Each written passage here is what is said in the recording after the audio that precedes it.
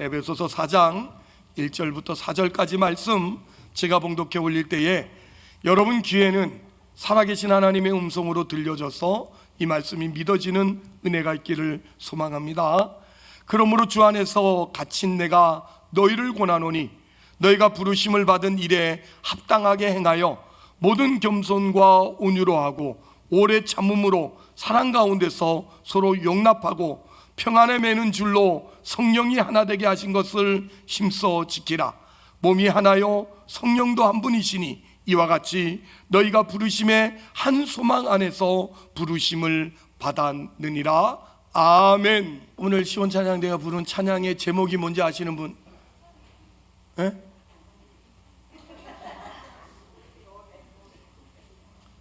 오늘 찬양의 제목을 아시는 분?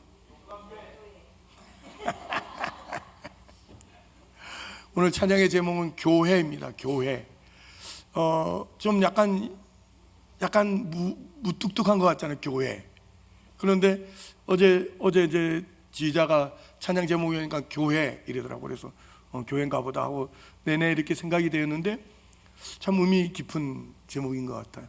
참 교회란 알듯하면 모르는 곳이 교회인 것 같아요.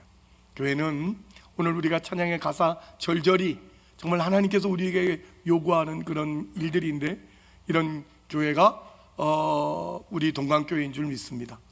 그리고 우리가 지금 교회라는 걸 살피고 있는데 이 교회는 건물이 아니라는 사실을 깨닫게 되었죠. 뭐죠?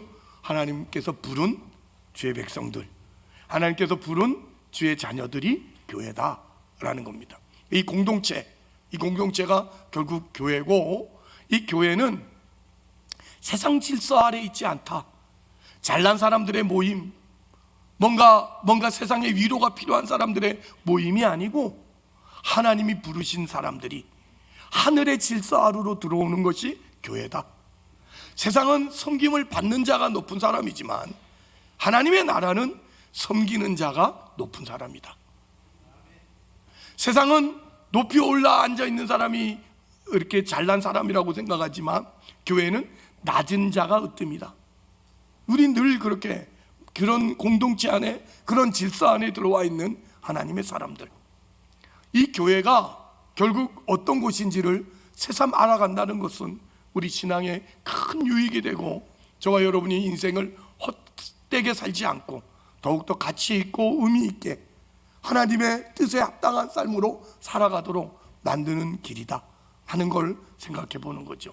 오늘 46주년이 된 사랑하는 우리 교회, 이 교회를 향해서 주신 말씀이 바로 오늘 에베소서 4장 1절에서 4절 말씀인데요.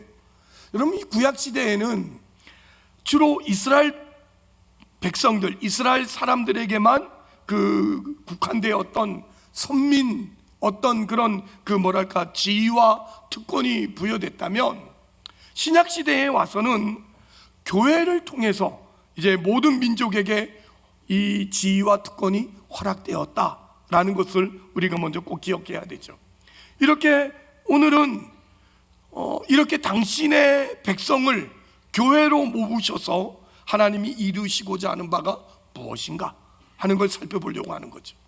우리 교회를 46년 동안 이곳에 두신 하나님의 요구는 무엇인가 하는 걸 한번 신중히 살펴보려고 합니다. 우리 먼저 신명기 23장 3절 말씀을 봅시다. 자막이 띄워졌으니까 함께 읽습니다. 암몬 사람과 모압 사람은 여호와의 총회에 들어오지 못하리니 그들에게 속한 자는 10대뿐 아니라 영원히 여호와의 총회에 들어오지 못하리라.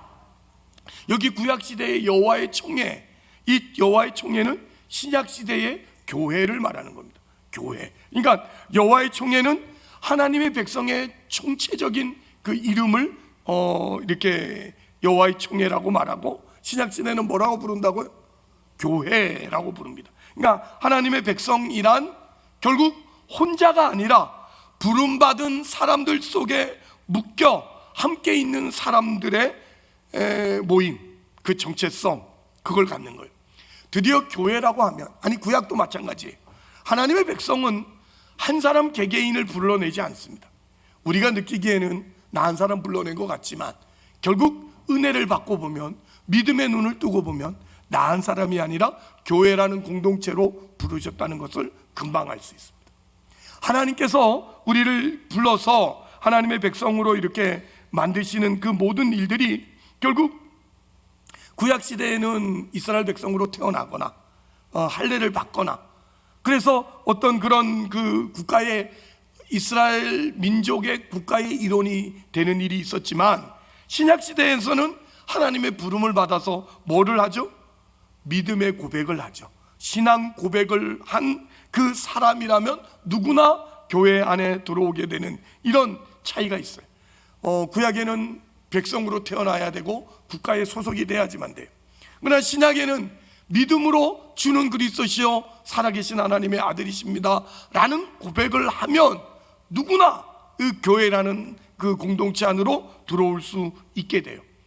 그러나 이 둘 사이에는 공통점이 있다는 사실이에요. 그게 뭐죠?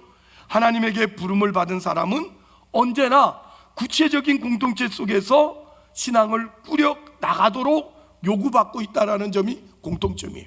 구약도 마찬가지고 신약도 마찬가지예요. 우리를 불러 모으신 이유는 우리 모두가 함께 훈련받고 함께 관계 속에서 이렇게 그 신앙 인생을 삶으로, 거기에서 우리의 신앙이 점점 온전해져 가도록 만드시는 하나님의 일하심이 있다라는 거죠. 그게 우리 잘 아는 고린도전서 12장 12절 13절 말씀이에요. 제가 읽어볼까요? 몸은 하나인데 많은 지체가 있고 몸의 지체가 많으나 한 몸인 것 같이 그리스도도 그러하니라. 우리가 유대인이나 헬라인이나 종이나 자유인이나 다 한 성령으로 세례를 받아 한 몸이 되었고 또 다 한 성령을 마시게 하셨느니라. 아멘. 부름받은 신자는 각각 예수 그리스도에 대한 신앙을 고백합니다. 예수님을 주님이라고 부릅니다. 주님이 나의 구세주라고 분명히 인정하게 됩니다. 그렇게 부름받아서 모인 신자들은 이제 뭐가 됐죠? 그리스도의 몸이 된 겁니다. 한번 따라 합시다. 그리스도의 몸. 우리는 그리스도의 몸입니다. 따라해 봅시다. 우리는 그리스도의 몸입니다. 아침을 안 드시고 오셨군요. 저도 안 먹었거든요. 그래도 우리 크게 한번 해봅시다. 다시 한번. 우리는 그리스도의 몸입니다. 아멘. 더 이상 홀로 있을 수 없는 자리로 부름 받게 된 것이 교회입니다. 교회에 왔다는 건 더 이상 혼자 있을 수 없는 자리로 온 겁니다. 이게 분명한 우리의 신앙 고백이 돼야 되는 거예요.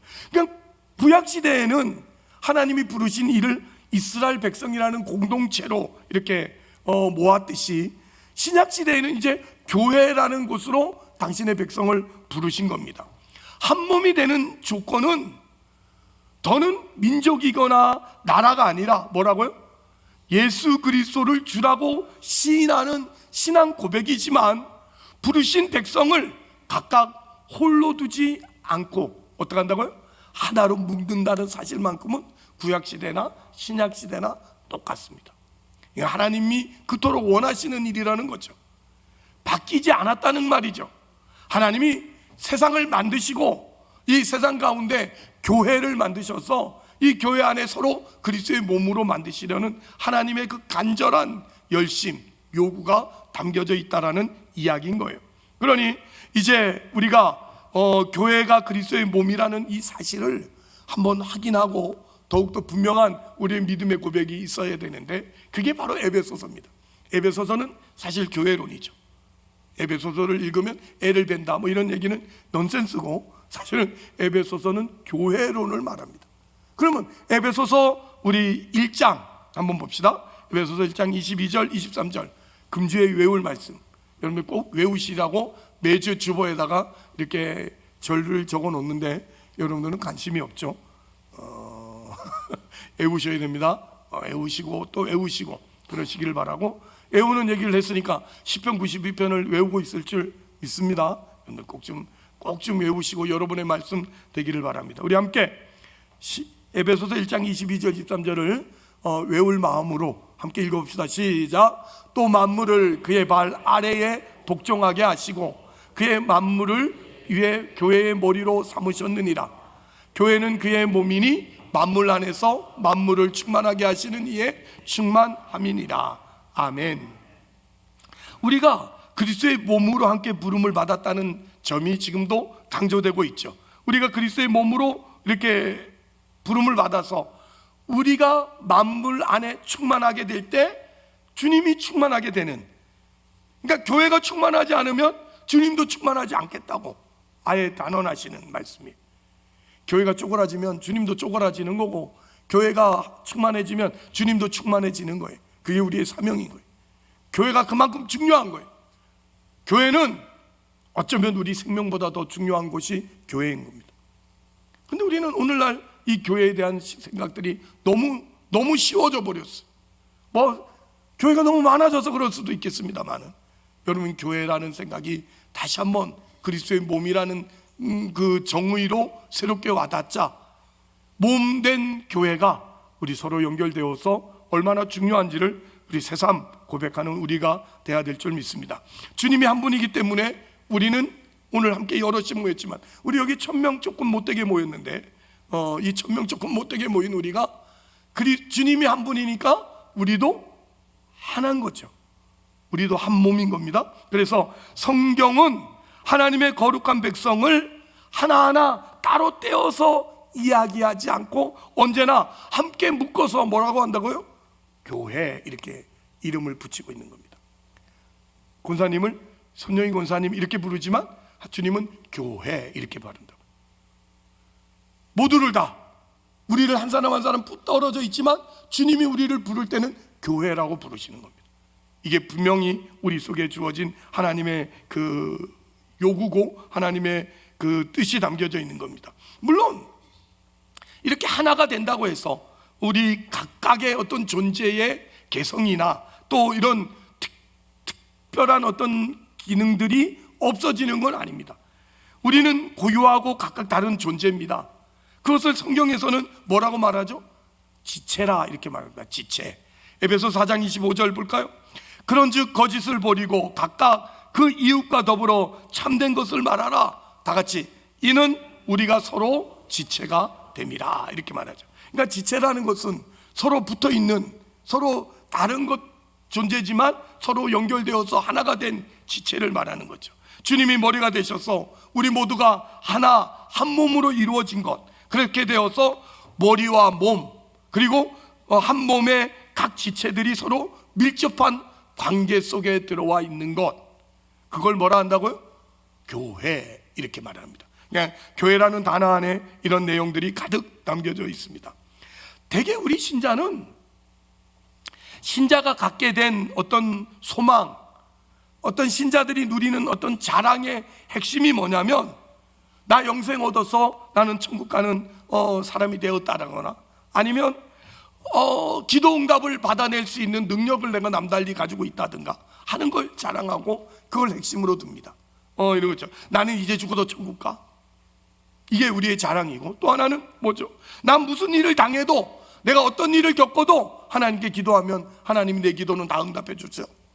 이게 우리의 자랑이고 우리의 그 어떤 그 정체성처럼 생각하지만, 그러나 성경은 신자된 본질을 예수를 머리로 하여서 섬기는 한 몸이라는 연합의 개념에서 설명하고 있다는 사실이에요. 그러니까 여러분 각자가 천국 가는 것과 여러분 각자가 기도하면 응답 받는 것보다 더 중요한 건 우리 모두가 하나 된 이 사실, 이 교회라는 이 사실이 훨씬 더 중요하다고 성경은 이야기를 하는 거예요. 이런 말이죠. 신자는 그리스도와 함께 있다. 그는 그리스도 안에 거하며 또한 성령이 신자 안에 내주하신다. 그러므로 그는 혼자가 아니고 머리이신 주님과 각 지체와 연합하여서 한 몸을 이룬다. 주님이 그의 머리가 되신다. 이게 신자의 명예고 가치인 거예요. 주가 우리가 한 몸이고 부름받은 모든 성도들이 서로 긴밀하게 연합되어 있다라는 점이 우리의 자랑이어야 되는 거예요. 나는 혼자가 아니다. 우리 같은 성도들이 있고, 그리고 우리 주님이 함께 계신다. 이게 우리에게 있어서 사실은 정체성이고 우리의 자랑이어야 돼요. 여러분 어디 가서 난 동강교회 교인이야 이렇게 자랑합니까? 그런 것보다는 여러분의 개인의 어떤 그 은사적, 개인의 어떤 경험적인 것들이 훨씬 더 많죠. 훨씬 더 많습니다. 그래서 결국 우리가 하나님은 구체적인 시간과 장소에서 이루어지는 특정한 어떤 공동체, 다시 말하면 교회를 통해서 당신의 뜻을 이루기를 기뻐하신다는 것을 금방 깨달을 수 있어요. 우리 에베소서를 봤으니까 에베소 3장 8절 이렇게 말합니다. 모든 성도 중에 지극히 작은 자보다 더 작은 나에게 이 은혜를 주신 것은 측량할 수 없는 그리스도의 풍성함을 이방인에게 전하게 하시고 영원부터 만물을 창조하신 하나님 속에 감추었던 비밀의 경륜이 어떠한 것을 드러내게 하려 하심이라.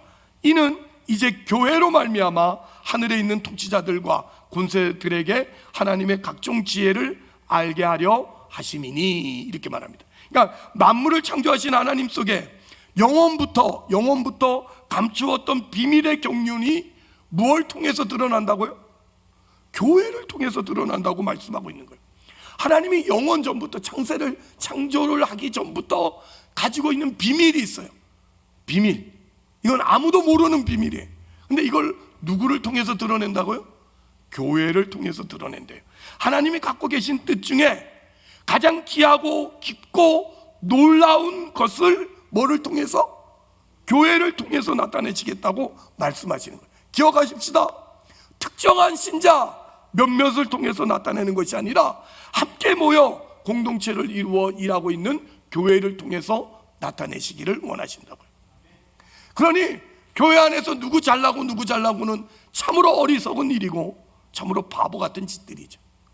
그런 일은 없습니다. 가끔 하나님께서 이 교회를 교회다게 만드는 과정 속에 어떤 잘난 사람을 한두를 둘 때가 있습니다. 그러나 그건 그 사람의 잘남을 보기 위함이 아니라 교회를 온전케 만들어가는 과정 속에 있을 뿐이지. 여러분, 우리 어제의 성공이 영원합니까? 여러분의 한 번 성공이 영원토록 있습니까? 오늘 이 자리 예배드리는 저와 여러분의 얼굴만 봐도 아마 앞으로 살 날이 더 짧은 사람들 아닙니까? 그렇지 않습니까? 몇 명 빼고는 주님 앞에 갈 날이 더 가까운 그런 우리들의 모습입니다. 물론 그 사이사이에 순서도 없이 끼어드는 사람들이 있어서 우리가 뒤로 물릴 뿐이지, 그러나 우리가 주님 앞에 갈 날은 정해져 있는 것처럼 얼마 남지 않은 그런 세월을 삽니다. 그럼에도 불구하고 우린 여전히 인생의 목을 메고 있다는 것은 안타까운 겁니다.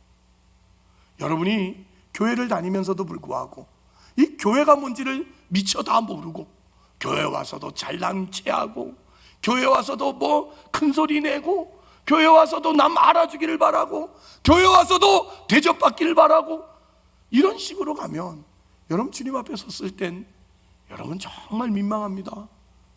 정말 곤란합니다. 저는 그러지 않기를 바랍니다.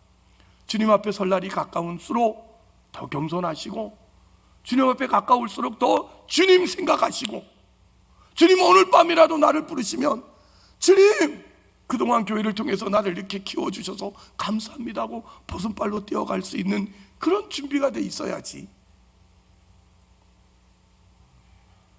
주님이 너 나 모르겠는데?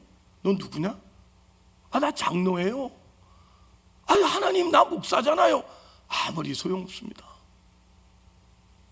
다시 한번 저와 여러분이 남은 날 얼마 남지 않은 개수하셔서 정말 주님 닮으시고 교회를 더 교회되게 세우세요. 여러분 개인을 위해서 인생 주지 않았다는 게 오늘 본문이에요. 교회 때문에 여러분 오늘 본문을 주신 겁니다. 교회 때문에 여러분의 인생을 주신 겁니다. 아멘. 그러니 결코 교회를 쉽게 여기지 마시길 바랍니다. 여기서 우리가 분명히 배울 게 있어요. 우리는 하나님이 이루고자 하시는 궁극적인 뜻이 개인을 통해서가 아니라 사람과 사람 사이에 벌어지는 일, 곧 관계 속에서 펼쳐진다라는 사실을 우린 금방 알 수 있어야 돼요. 우리는 좋은 신앙이라고 이렇게 말을 들으면 우린 금방 이런 생각을 합니다. 지극한 정성, 남다른 열심, 그리고 그 거짓없는 진심, 이런 게 자꾸 신앙 좋은 걸로 떠오르죠. 순교를 각오하고 풀무불 속에 들어가고 뭐 자기 소유를 다 팔아서 가난한 자들에게 나누어 주는 이런 일들이 자꾸 신앙의 지고한 어떤 그런 아름다움이고 큰 거라고 생각을 하는데, 그러나 뜻밖에도 성경은 신앙의 가장 궁극적인 목적이 어디에서 이루어진다고요? 관계 속에서 펼쳐진다라고 말하니, 아무리 옳은 일이라 할지라도, 여러분이 지금 하고 있는 일이 아무리 누가 말해도 옳다 할지라도 그것으로 상대방을 실족하게 한다면 어떻게 한다고요? 그만두어야 한다. 이게 성경입니다. 이게 하나님이 요구하시는 겁니다. 이걸 배제하고 여러분의 잘남을 아무리 우겨봐야 주님 앞에 가면 우리 민망합니다. 민망합니다. 우리 함께 읽어봅시다. 시작. 뜻밖에도 성경은 신앙의 가장 궁극적인 목적이 관계 속에서 펼쳐진다고 말하니, 아무리 옳은 일이라 할지라도 그것으로 상대방을 실족하게 한다면 그만두어야 한다. 아멘. 그러니 여러분, 교회에서 큰 소리 칠 수 있는 게 아무도 없죠. 교회에서 여러분, 우리가 나 한 사람의 어떤 그 자존심, 나 하나의 어떤 그 명분, 사실은 소용이 없어요. 하나님의 관심은 교회에 있습니다. 이 공동체에 있습니다. 여러분이 여기에 얼마나 녹아났느냐, 여기를 얼마나 여러분을 녹여서 서로 관계 속에서 이 교회가 훌륭해지느냐가 중요한 거지. 내가 동강교회 가서 어떤 대접을 받고, 내가 동강교회에서 어떤 그 자리를 차지하고, 아무 중요하지 않습니다. 착각하지 마시기를 바랍니다. 이런 관점에서 성경은 신자에게 덕을 세우고 절제하라고 명령하는 겁니다.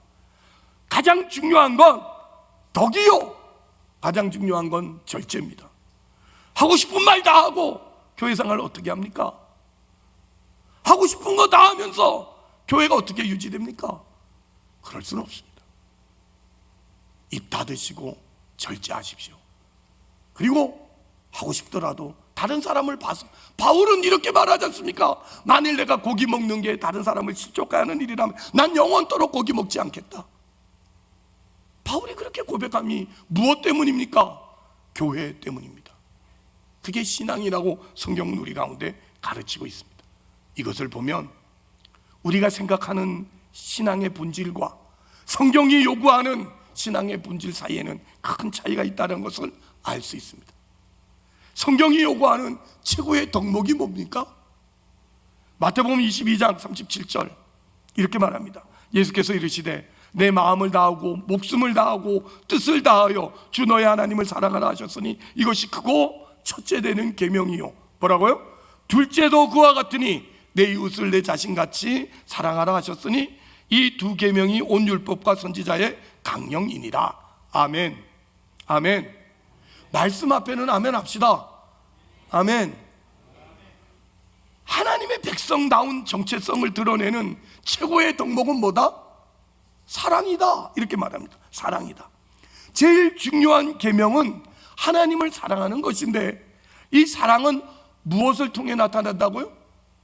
이웃을 사랑하는 것을 통해서 나타난대요. 이웃을 사랑하지 않으면서 하나님을 사랑한다는 것은 거짓말이라는 거죠. 이게 분명히 성경이 하고 있는 얘기. 그러니까 하나님이 사랑을 요구하시는데, 이 사랑은 혼자 할 수 있는 겁니까? 혼자 아무리 사랑하면, 저는 그거 잘합니다. 혼자 사랑 잘합니다. 근데 우리 아내는 내가 사랑하는 줄 한 개도 모릅니다. 내가 사랑한다 그러면 첫 마디가 뭐냐면 말로만. 늘 그렇습니다. 그리고 우리 아내는 저가 자기를 사랑하는 줄을 전혀 모르고 늘 그냥 이렇게 사랑 안 하는 사람 대접을 합니다. 근데 어떡하겠어? 그 사랑이 표현 안 됐는데, 그 사랑이 드러나지 않았는데, 혼자만의 사랑은 진정한 사랑이 아니죠. 이건 뭐 어쩔 수 없는 거죠. 제가 고쳐야죠. 제가 이제 사랑한다고 말하고 사랑을 표현해야죠. 하려고 드니까 쑥스러워서 못하죠. 뭐 아무튼 간에 우리 모두 다 그런 모습과 형편이겠습니다만, 아무튼 하나님이 우리를 교회로 부르신 것은 신자의 온전함을 위해서인데, 그 온전함은 어디 속에서 이루어지더라? 관계 속에서 훈련되는 것이더라 이겁니다. 그러니까 교회 와서도 혼자 기도 열심히 하고, 혼자 찬양 잘하고, 혼자 전도 많이 하고 아무 소용없다? 아무 소용없습니다. 서로 교제하고, 서로 사랑하고, 누군가의 눈물을 보면 같이 울고, 누군가의 잘됨을 보면 같이 웃고, 미워하지 않고, 원수 없고, 그게 잘하는 겁니다. 전도 한 번도 못해도 괜찮습니다. 교회 안에서 여러분들이 정말 따뜻한 사랑을 가지고 성도들을 돌아보다 보면 그 사랑이 불붙는 것 같아서 여러분이 입을 열지 않을 수가 없습니다. 이것이 하나님의 일하심의 모습입니다. 하나님의 사랑을 어떻게 키워나갈 수 있을까? 이건 우리가 혼자 아무도 방해받지 않고 혼자 오랫동안 기도하고 성경 많이 읽고 찬송을 힘차게 불러서 마음에 불이 붙으면 하나님의 사랑이 더욱더 커질 거라고 착각하는 겁니다. 성경은 그렇게 말하지 않습니다. 사람의 방언과 천사의 말을 할지라도, 산을 옮길 만한 혼자만의 믿음이 있다 할지라도, 자기 몸을 불사르게 내어줄 혼자의 열정이 있다 할지라도, 뭐가 없으면, 사랑이 없으면 뭐라고요? 꽝이다 이거예요. 꽝이다. 한번 따라합시다. 사랑이 없으면 꽝이다. 아멘. 꽝 아십니까? 꽝. 뽑기를 뽑았는데 뭐가 나오죠? 그러면 우길 수 있습니까? 다시 달라고? 소용없습니다. 여러분 기억하셔요. 그러니 여러분, 사랑은 관계 속에서만 이루어지는 거예요.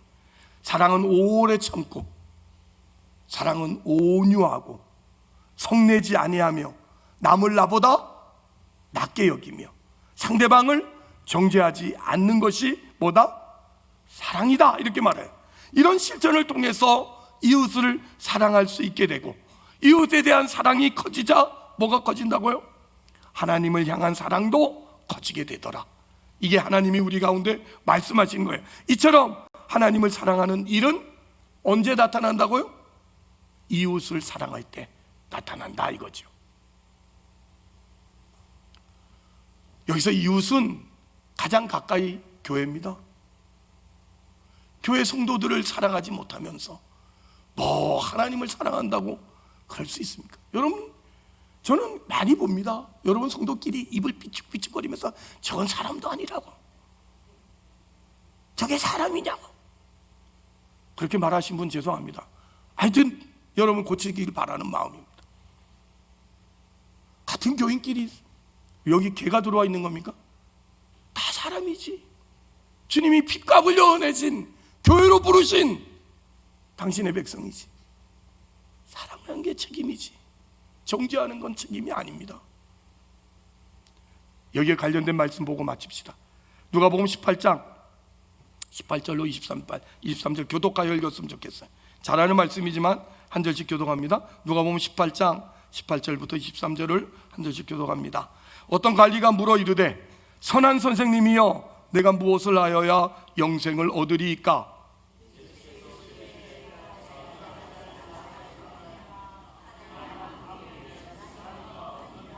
내가 계명을 안 하니 간음하지 말라, 살인하지 말라, 도둑질하지 말라, 거짓 증언하지 말라, 내 부모를 공경하라 하였느니라.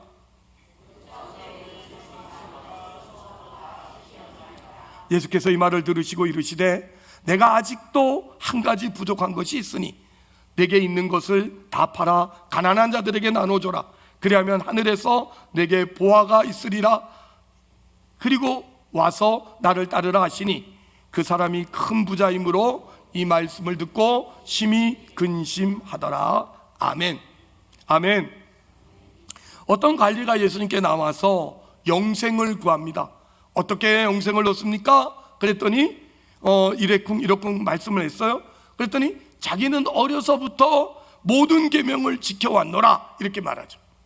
나는 어려서부터 모든 계명을 지켰습니다. 그런데 주님이 뭐라고 맞이하죠?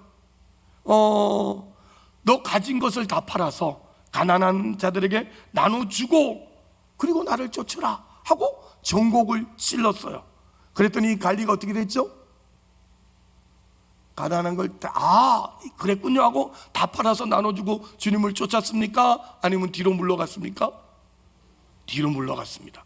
재산이 많음으로 근심하게 되고 돌아간 거죠. 그렇다면 이 사람이 어려서부터 계명을 다 지켰다라는 이 사실은 실제로 계명을 다 지킨 겁니까? 안 지킨 겁니까? 안 지킨 겁니다. 뭘 안 했기 때문에? 사랑을 안 했기 때문에. 자기 스스로 율법 지키고 자기 스스로 뭐는 할 수 있을지 모르겠지만, 그러나 사랑이 없으면 그는 그 모든 것이 다 헛된 겁니다. 주님이 인정하지 않는다는 말입니다. 우리도 이 말을 그 성경에 나오는 어떤 관리로만 듣지 말고 우리에게 적용해 보십시다. 우리 얘기로 진지하게 자기 자신에게 물어봐야 합니다. 나는 이만하면 그래도 믿음이 괜찮다고 생각하는 사람들 많습니다. 목사님 이만하면 됐지 뭘 더 바라십니까? 주일마다 교회 와드려 알아듣지 못하는 설교라도 듣고 계셔. 헌금 내, 봉사해. 나는 이만하면 믿음이 괜찮다고 그렇게 생각하시는 분들 계실지 모르겠어요. 제법 거룩해졌다고 생각하고 있을지도 모르겠어요. 그러나 오늘 성경을 통해서 볼 때 그건 어쩌면 여러분 혼자만의 착각일 수도 있다라는 생각을 해보셔야 됩니다. 성경이 말하는 신자의 본분은 이웃과의 관계 속에서 타인을 향한 나의 태도와 나의 행위로 드러난다 이거예요. 지금 예배 드리면서도 예배를 얼마나 거룩하게 잘 드려, 얼마나 있을 법하고 누가 봐도 천사 같은 얼굴로 예배 드리지만 마음에는 아직도 미운 사람이 그냥 있잖아요. 예배 마치고 악수도 안 하잖아. 예배 마치고 얼굴도 안 보이잖아. 그게 어떻게 신앙이에요? 그게 어떻게 신자야? 그러면서 여러분은 거룩하다 생각하잖아. 그러면서 여러분은 잘한다고 믿잖아. 혼자만의 착각일 수 있습니다. 이건 정말 뼈저리게 우리가 생각해야 됩니다. 그래서 그것을 위해서 구체적으로 우리는 어떤 훈련을 받아야 될까요? 오늘 본문입니다. 오늘 본문 에베소 4장 1절에서 4절. 그러므로 주 안에 갇힌 내가 너희를 권하노니 너희가 부르심을 받은 일에 합당하게 행하여 다 같이 모든 겸손과 온유로 하고 오래 참음으로 사랑 가운데서 서로 용납하고 평안에 매는 줄이 서로 하나가 성령이 하나 되게 하신 것을 힘써 지키라. 몸이 하나요 성령도 한 분이시니 이와 같이 너희가 부르심의 한 소망 안에서 부르심을 받았느니라. 아멘. 교회 안에서 행해야 할 가장 중요한 일은 뭐죠? 성령이 하나 되게 하신 것을 힘써 지키는 일입니다. 그러려면 갈라서져서는 안 됩니다. 갈라서거나 누군가에게 관계 속에 끊어버리는 일은 있어서는 안 됩니다. 아무리 미워도 관계를 끊을 수는 없는 겁니다. 아무리 속상해도 그 관계를 끊어서는 안 되는 겁니다. 물론 이단이라면 끊어버려야 됩니다. 이단이라면 그 관계를 끊어버려야 돼요. 또한 신앙의 어떤 문제에서 판단과 강조점이 달라서 불가피하게 어떻게 갈라서는 일은 그래도 어쩔 수 없는 일이라고 생각이 되어집니다. 그런 일은 오히려 신앙의 어떤 그 경쟁을 유발시키고 각자의 진입 장점을 풍성하게 만드는 계기가 될 수 있기 때문에 하나님이 가끔 허락하시는 경우가 있습니다. 예를 들면 교파 문제죠. 교파 문제. 개신교 안에도 여러 교파가 있잖아요.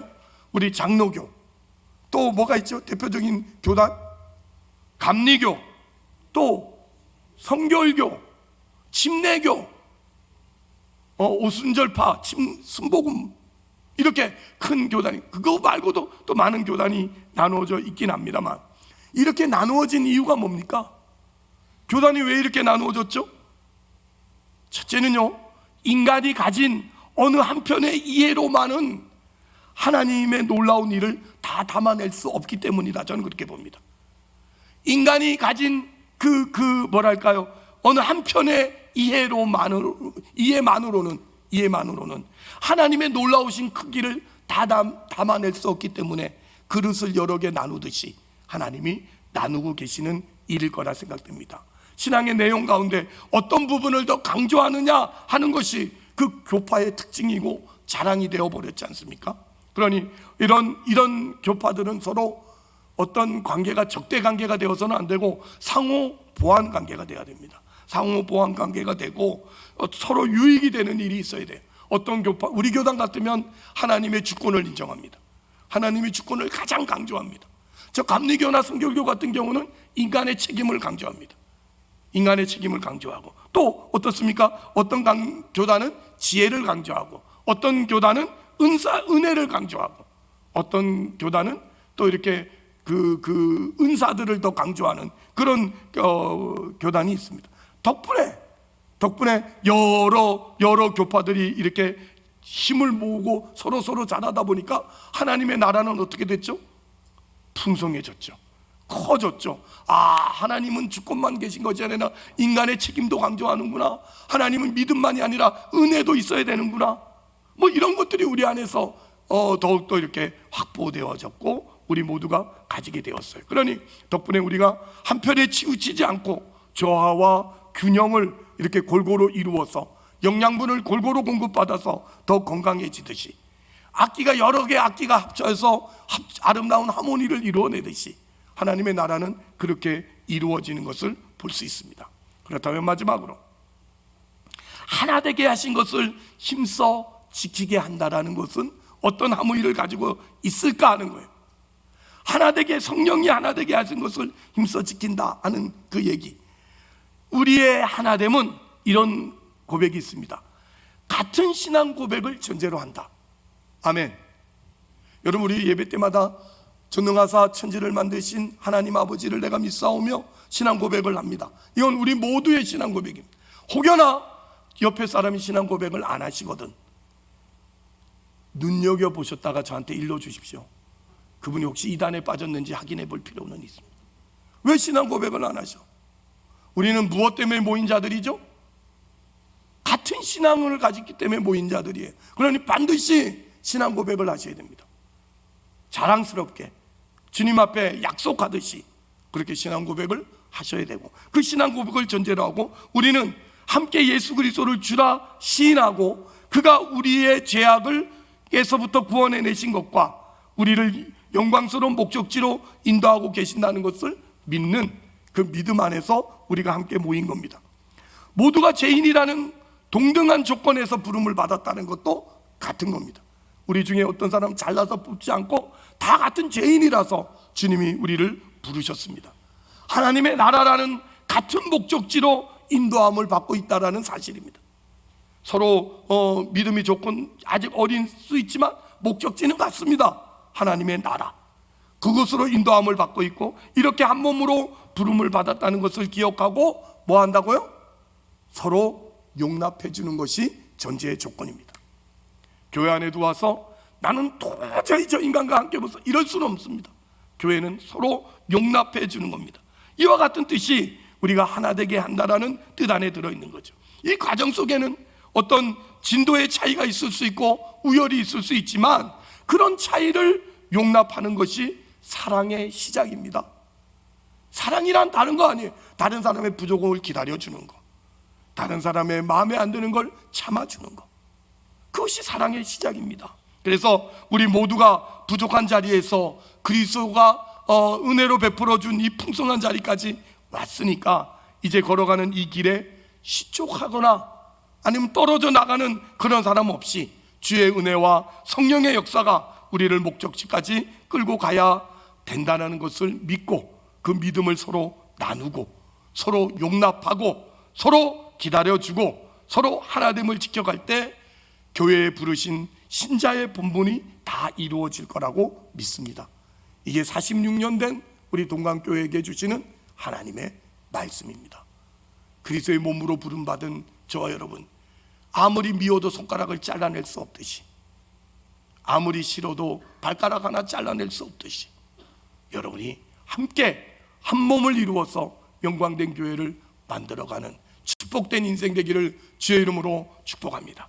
하나님 감사합니다. 우리의 신앙 인생이 그리스도의 몸으로 부름을 받아서 하나님의 교회를 이루어가고 있다는 이 사실, 우리를 하나 되게 하시려는 하나님의 이 부르심과 하나님의 일하심과 교회를 통해서 오늘도 그 훈련 속에, 인간의 관계 속에 두었습니다. 마음에 드는 사람끼리끼리 모여서 교회를 이루는 것 아니고, 서로 어렵고 힘들지만 예수 그리스도를 믿음으로 끌어안고 예수 그리스도를 확신함으로 기다려주고, 그리고 성령을 의지하여서 함께 신앙으로 기도하다가 우리 모두가 온전한 신앙의 자리로, 훌륭한 신앙의 자리로 영광된 교회를 만드는 아름다운 우리 모두가 될 수 있도록 도우시고, 46년 동안 지켜주셨사오니 그동안 애쓰고 힘쓴 모든 이들을 축복하시고, 또 앞으로도 또 100년을 하나님께서 지켜주셔서 하나님 나라 올 때까지, 주의 재림이 있을 때까지 이 교회가 건강한 교회 되게 하여 주옵소서. 예수님의 이름으로 기도합니다. 아멘.